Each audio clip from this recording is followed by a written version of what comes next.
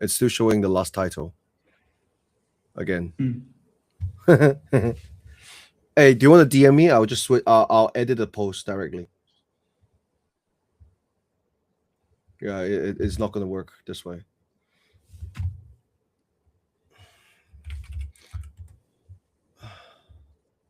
Yeah, it's okay. It's just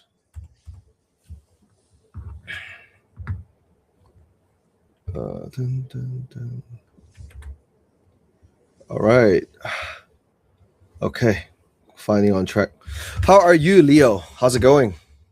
Good, good. Thanks for having me. Yeah. Before we start, do you want to do a quick intro about yourself and what you're doing? Yeah, absolutely. Actually, I think the two of us have been talking for a while. I think this is the first time we speak directly to each other. Yeah. Yeah. To the audience, my name is Leo. I'm the founder of 42. It's not like anything that's quite out there. It combines some characteristics of Pump That Fun. It combines some characteristics of Polymarket. And I think when people look at it for the first time, I think it's a little bit weird and potentially interesting. So love to use this time to talk more about the design rationale and why it's set up this way. Nice. Before we learn more about 42, why the name 42? So 42 is a reference of the Hitchhiker's Guide of Galaxy. So it's a pretty old. It was a popular science fiction from the 70s. And so basically, human put all their resources into building a super AI, and this robot called Deep Thought, and human asked the this robot, like, what is the ultimate answer to universe, life, and everything. And the robot thought for 7 million years or 700 million years, I can't remember, and just spit out the answer 42. So Ooh, that interesting. became a so for a period of time, if you when you Google what's the ultimate answer to universe, life, and everything, it will show 42. That was before AI summary. Oh, interesting. Huh. Nice. Okay. So I'm sure you already know the fantastic numbers from Cowsheet and Polymarket, like they're doing like the 30p volume, etc., etc. What do you think about the new Hyperliquid's HRP4 prediction market? What do you think about that whole fiasco? Any views on that? Yeah, I think it's pretty cool. I think Hyperliquid has very, very different advantages comparing to Calci and Polymarket. I think it's potentially the beginning of specialization that we see in prediction markets. And of course, I think it's still a bit early to claim who's going to win which vertical and why and how. But I think some initial trends of playing their own strength is starting to show. So Hyperliquid obviously has very strong advantage in crypto native liquidity, execution speed, and perp native users. Has a very good understanding of traders, right? And when they choose crypto prices as their first entry into these binary options, I think they introduce a lot of their own advantage to this game. However, Polymarket, they have much widerly distributed brand.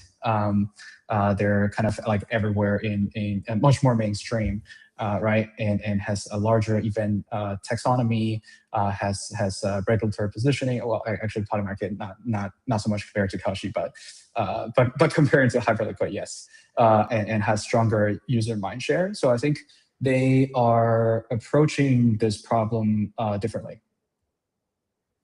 Mm. Are you okay? So it's interesting because like Hyperliquid is moving into prediction market, where Cowsheet and Polymarket is going into perks. Any special takes on that? Like, are these? I feel like every product is converging of some sort. But yeah. Yeah, I think they are converging. I mean well, okay, actually so far they expressed the desire of converging, but we hadn't seen convergence from Polymarket and Kalshi side play out exactly. It could be a complete flop, and they go back to doing what they do best. So.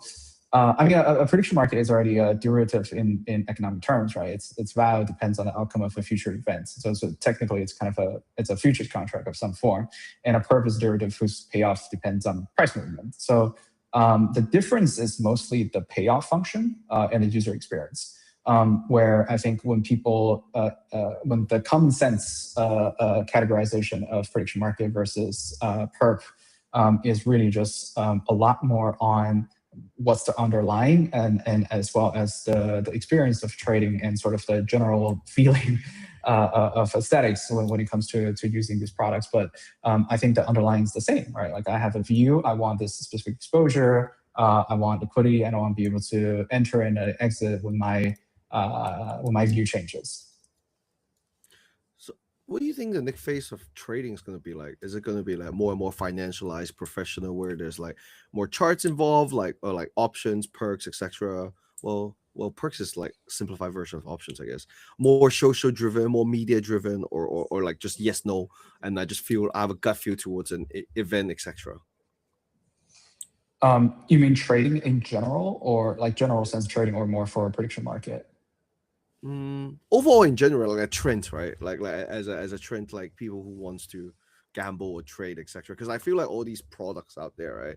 Like it's getting more and more specialized. So like I wouldn't like my prediction on Robinhood's trading volume would slowly die out because its unsophisticated stuff was wrong many years ago. And I feel like that's around time where do you think prediction market will outtake certain markets of like retail vanilla trading kind of thing, basically? Because I think a lot of people would be more like, hey, will Trump say this word? Will Trump lower the whatever event or something like that as an easier market than actually just long or short or certain ticker? Yeah, I think it's possible. I think for prediction market specifically, I think the reason it's attractive in the first place is it's non-standardized, and it can touch a lot of topics that the general audience feel like they may have more edge comparing to a hedge fund in Connecticut. I mean, like for example, like the Taylor Swift album related markets, they do a lot of volume, right? And the Swifties that have like absolutely insane advantage over the boomers in their vast sitting, in some like dark room in New York, right? So these opportunities, they do emerge. However, I think the problem is prediction market also hides a lot of complexity behind the simple UX.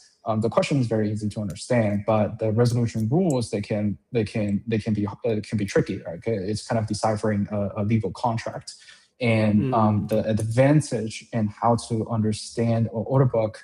And how market makers behave in the order book, especially when liquidity is thin. I think these are all things that a retail user it's hard for them to understand.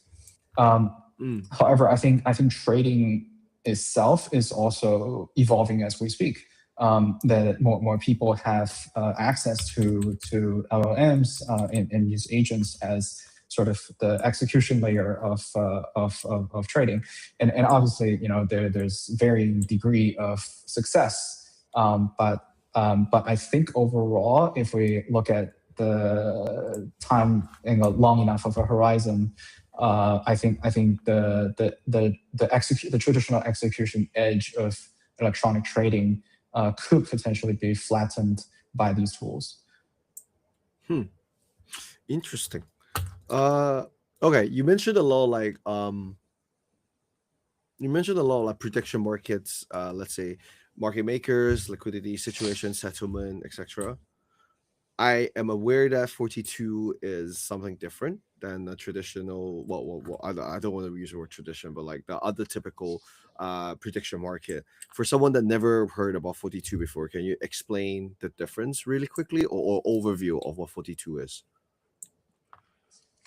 Yeah, so I think to be technically precise, I don't think 42 is a prediction market. I think it has like the functionally like it may has the aesthetics may have some similarities to classic prediction markets and the underlying events. You're also trading the event risk. Ultimately, you're getting exposure to these kind of things, but I don't think it's prediction market in a very precise technical manner. Just throwing out there. So what exactly is 42? I think we want to tackle a specific problems that we see in trading these events, which is they are extremely concentrated in several topics, and outside of these topics, right? Crypto prices, U.S. politics, and sports. The topics that people actually really care about are very very difficult to trade. We want to be able to give people the same kind of experience on these kind of like I guess niche market. Niche is the wrong word to use, but I guess niche relative to Super Bowl, the same kind of like trading experience. So I would say it's a permissionless events market for everyone. Oh, it is a permissioned right now. So the UI is, but I the see. smart contract is not. Yeah. I see. I So see. I see. you Oh, can okay. think of it. Yeah, it's the architecture. You can think of it similar to Uniswap, where anyone can create a pool of some like rubbish, but the UI doesn't list it. Yeah. I see. I see. I see. Okay. All right. Just for summarize for everyone, from my understanding, correct me if I'm wrong, Leo. Uh, we 42 is focusing on markets that are focusing on making any markets listed easier. In that sense, like for example, just like like token back in the days, we introduced AMM because there's not as many market makers that would continue to make sure there's liquidity there. And how 42 does it is they utilize a similar mechanism like a bonding curve in order to bootstrap liquidity as well as fairly distribute the payout. Yes and no, I'm guessing. And by this way, they allow them to list like he doesn't want to use the word niche, but like basically any markets, for example, like what color will Lambo wear? If there's enough people that wants to gamble on that, technically we can list it technically, right? And in order to be to make the user experience more smooth, smart contract is permissionless, but whatever shows in the front end is permissioned right now, I'm guessing. But see, is there any missing parts that I missed there? Yeah, that's more or less the way it works. And so I mean every market is a future event, right? So it can still be like who is going to be the next president of the United States, and like which country is going to win the World Cup. So the it's still trading an event. It's still trading an event, but it's just the path is different. It's not trading the perceived probability of a yes no and settle to a binary outcome. It's the entire path of one outcome gaining more consensus versus the other outcomes, or sometimes it's purely just speculative power, like because it's funnier, like the so it has a lot of similarities to a meme coin launchpad. But compared to a meme coin launchpad, it has a very clear terminal event. So when, for example, when the election is over, the winning outcome, the winning candidate, the person who wins, that token will absorb the underlying liquidity of all the other competing outcomes. So kind of like winner takes all. Understood. Okay, so I'm gonna explain it in a more degen way where I think my audience are used to. So I've been playing around with 42 2 weeks ago or something like that. My understanding is each market. Let me see. Let me see. Can I share screen real quick? Uh, each market, it's almost like um, from how I play, right? Each market, it's almost like it's each market's outcome. It's its own meme coin almost, right? So by the end of it, these money is supposed to be going to the winning price pool only.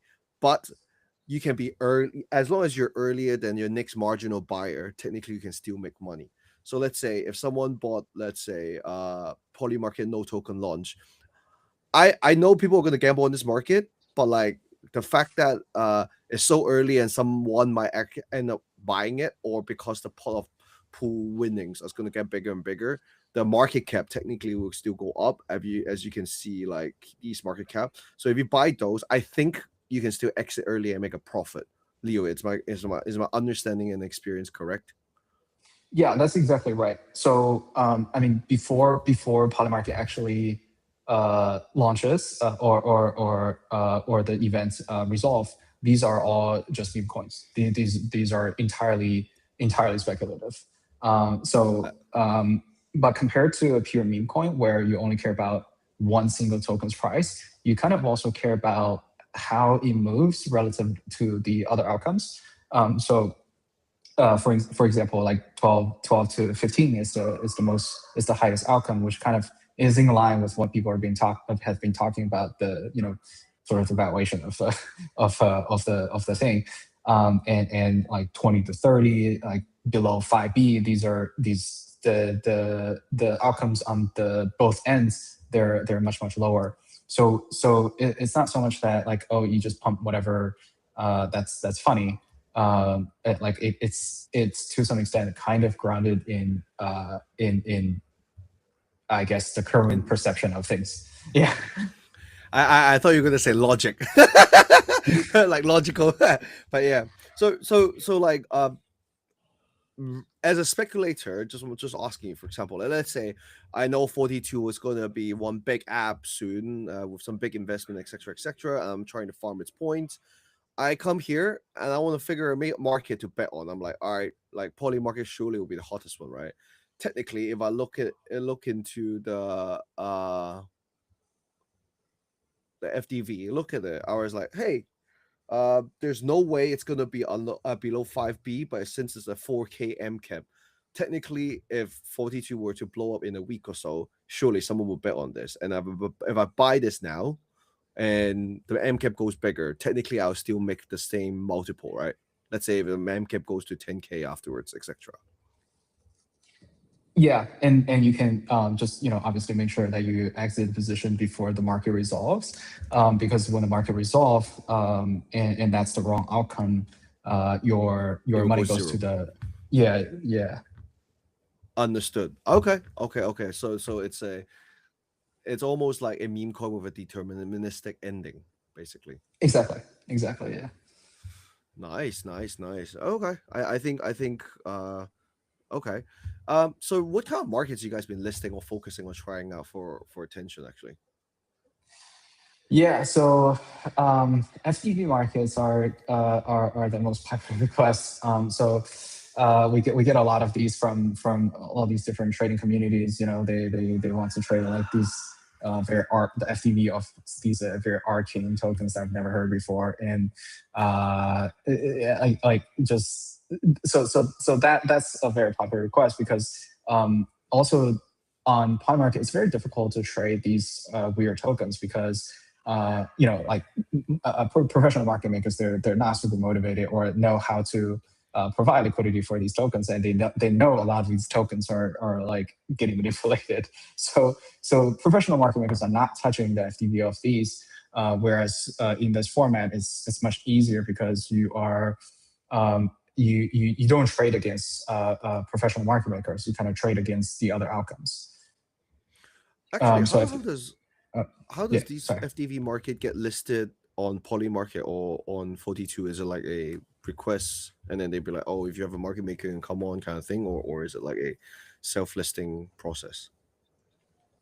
So on Polymarket, you requested and you requested, and I think I think it's pretty straightforward to get listed on Polymarket, but it's very difficult to convince market makers to provide liquidity. So that's why even with there's no shortage of number of markets on Polymarket, but the liquidity is extremely concentrated. Yeah. Yeah. Oh, okay. I mean, like prediction market is a very concentrated market, and then like it feels like there's more and more players trying to go for this route. Like what inspired you to do this, and then why did you decide to take this route? Yeah. So uh, So first of all, 42 is not exactly a prediction market, so we have been looking at this thing since the Alchemia days, and we ourselves are kind of like big users of Polymarket. And a big thing that we were dealing with during Alchemia days is how exactly to price bootstrap liquidity for these really arcane assets that nobody should understand. So that kind of like accidentally just led us down the path of like similar problems. It's just very easy to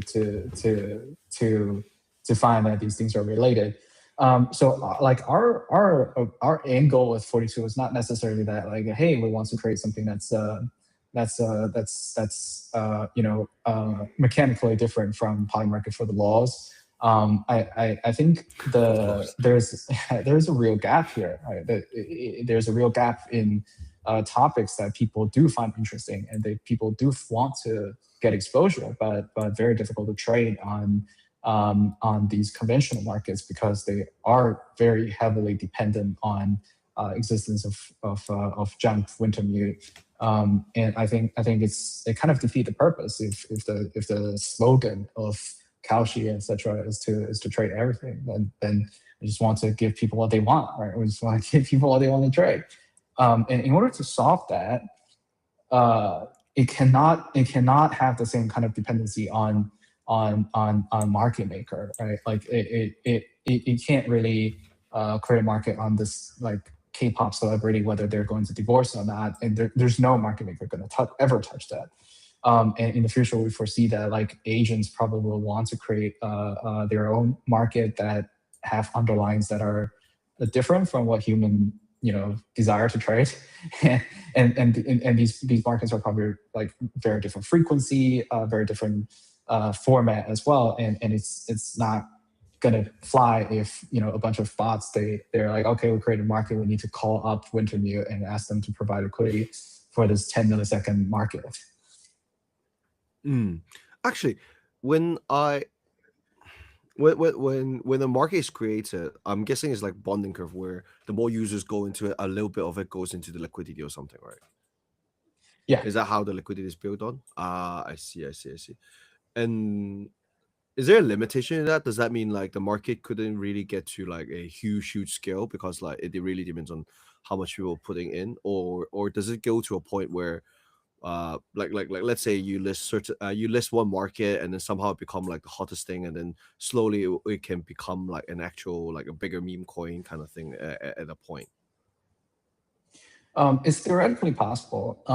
The difference is that it's harder to do because you're not pumping a single meme coin. Like you kind of have it requires a special situation where several outcome of that event are all highly likely, and people are extremely motivated to push them because they want to express a view, or they want the outcome that is select to win, right? To convince other people that this is the outcome to win. I think for events that have competing teams or competing celebrities for a certain event, and they have like very strong fan base, and they're kind of evenly matched, and the event itself has long enough of a duration in order for them to grow really big, and for these tokens to trade outside of the bonding curve once they're minted. I think a lot of these conditions, they have to be there in order for the scenario to describe to exist.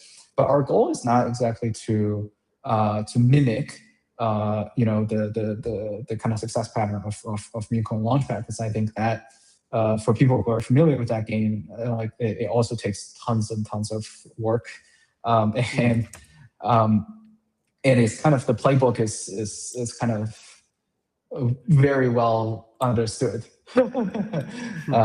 So our goal is not like, okay, we want to make us create a specific market and let that become the kind of like massive like the bonk-ish type of scenario, but like people are able to trade, people are able to enjoy that, and people feel that the outcome is fair. Understood. It would be fun imagine if your token launcher for like a token that goes from pre-market, and then the winner actually gets real token from it. That might be fun, if that makes sense. I don't know, sorry. Like you predict what market will be the MCAP be, and then once it's settled, those token actually becomes the aftermarket token in some sort. So you kind of have to like believe in the outcome to get the token. Sorry, just some random thoughts. Hmm. But yeah, so do you think prediction market is actually a good forecasting tool? Like, put your money where your mouth is, or yeah. I think it depends. It depends on the market, and also depends on the circumstance of that specific market. I think for something like U.S. presidential election, for Hmm. sports, there's just so much data, and there's such a diverse source of capital. I think for these type of markets has proven that these are they kind of work pretty well. I the prerequisite for these markets to work really well, of course, is that they have a very healthy competing set of market makers to be there in the first place. And market makers, they don't feel constrained because they have limited avenues to hedge their risk. Because if that's the case, then the market maker's ability to provide their ability to craft a good order book becomes the constraint of how good this market is as a forecasting tool. There are very conflicting theories on this specific point, but I think they're more academic in nature rather than something we saw in practice.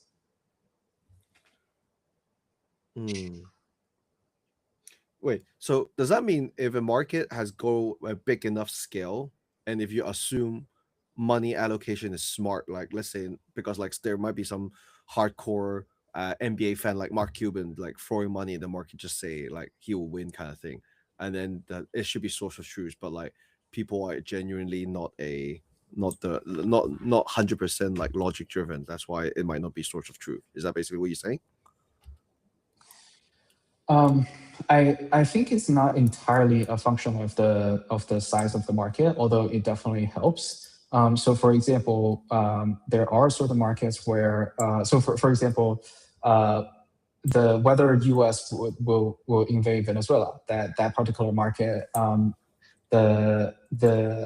it was later revealed that the troops, the soldiers who were involved in that particular operation, they traded on that market themselves. And right before they jumped out of helicopter or something. So those markets, they're not necessarily big, but they're accurate because they attracted the correct insiders, right? So and obviously the soldiers got arrested, and it was very not cool because they kind of reviewed highly classified U.S. military operation on fucking Polymarket, right? So,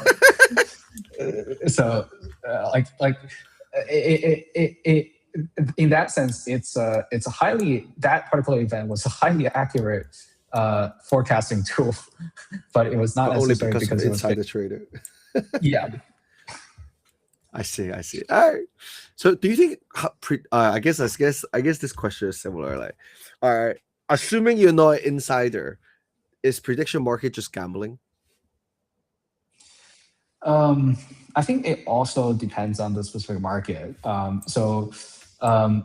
think for crypto price, these things, especially those ones offered on HIP4, I think those are closer to derivative instruments. I think sports, it's hard to tell. I think ultimately the distinction is not exactly philosophical, but more structural. Like whether there's peer-to-peer price discovery, which is quite important, or whether there is an existence of equivalent of a house, right? And whether these markets they function like where the users can actually use them to hedge or price like event risk. Because one can argue even like FDV for a really shitty meme coin, is a form of hedging. So in that case, it's not a kind of like structurally, it's not exactly gambling, but it's actual hedging. Hmm. I mean, yeah. Do you think liquidity is the biggest problem for prediction market right now? I think it's one of the biggest problem. I think this problem is not so much that there's not enough liquidity because given the both Polymarket and Kalshi have like insane ability to raise funds and they're Hmm. have been quite successful in subsidizing market makers to provide liquidity on popular markets. I don't think that the problem is necessarily the lack of funds to pump liquidity into these markets. It's where these liquidity is going, and whether this can and the coverage of topics.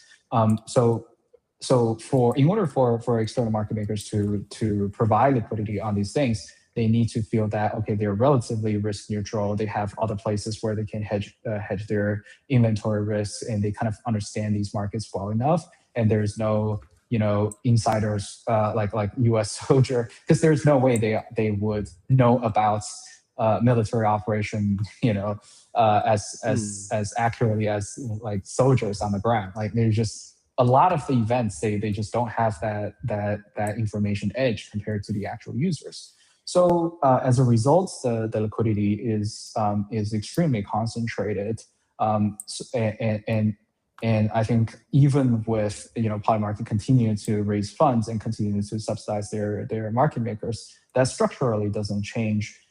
It won't be a case where like all of a sudden these funny topics where like whether Taylor Swift is going to get divorced or like things that they do have a large group of people who care about and want to trade on, they won't get liquidity all of a sudden. Yeah, so it sounds like it's the risk of worrying, is it on a fair playing ground, like in terms of insider information? Secondly, it's like there's just not that many people betting on like very niche things right now. So if the market is good enough, there will be liquidity kind of thing. It's just like there's not like no one betting alts. It's just alts is just trashly bit right now kind of thing, right? Is that basically what you're thinking? I think the nuance there is there are certain topics that a lot of people would trade on them, but those are less standardized as market types. So, for example, Chinese drama like K-pop related things, there's like huge fan base, and one Chinese handsome boy versus the other, like they can get tons of people to like it's massive, like that shit's massive, but if you ask Wintermeat to price this thing, they're going to be like, no idea, but like don't know where to start, because these markets are very, very difficult to standardize, and very difficult for the market makers to kind of like, like they just don't have the edge compared to the users. Understood. Yeah. Do you have any questions for me, actually, before I ask you the final question? My question is, what's the final question? What do you think is required to make it in crypto? Oh boy. Well, I'll have a better answer once I've made it. For now, it's also just speculation. I mean, this is obviously like something we the older people in crypto like to talk about. Like, I think it's a monumental feat to just stay alive, to survive, and not get destroyed, and by when the cycle changes. I think that takes a lot of discipline. It takes a lot of like just not when your friend get rich for out of pure dumb luck because they invested in Shiba coin and now they retire, and they're like, oh, aren't you the smartest guy at Stanford, like in your class, and why are you still so like hustling, right? Like you gotta be okay with that. You gotta be okay 100%. with that, right? Hey, bro, that sounds like a real story, man. That sounds like real pain. Yeah, and when things are turbulent, like, oh shit, like runway's high, and all this growth is slow, and just chewing glass, just feel like, okay, it's also okay. It's also okay. It's also okay. Survive, and then make sure your mental stays okay and stay in your lane, I guess.